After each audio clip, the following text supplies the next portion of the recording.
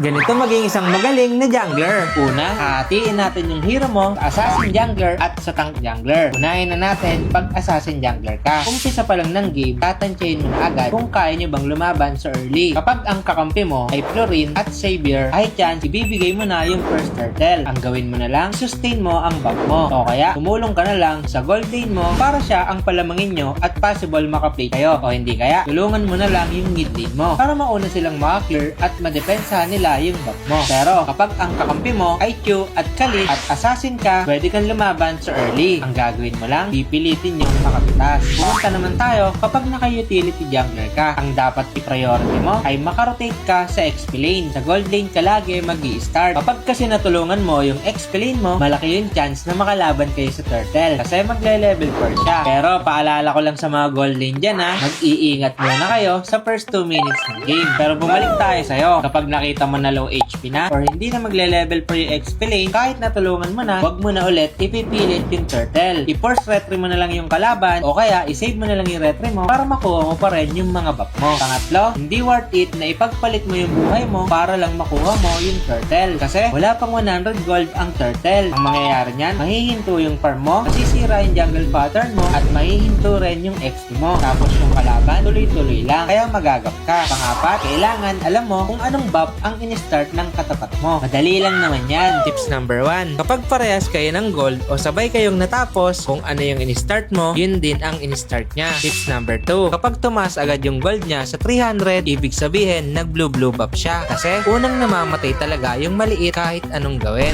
At ang huling tips ko sa'yo, yung tinatawag na trade. Kapag ramdam mo na nakauna yung kalaban, ibibigay mo na talaga yung turtle. Either kunin mo na lang yung buff niya sa opposite side ng turtle o hindi kaya dalawan mo yung gold lane mo. Para kahit habang kinukuha nila yung turtle, magkakaroon ka ng chance na makatrade sa gold plate at bonus na lang kapag na-pick up mo pa yung gold lane ng kalaban. At yun lang, isusunod ko pa yung ibang mga role. Kaya wag mo kalimutan mag-follow Sana may natutunan kayo. Sana makatulong!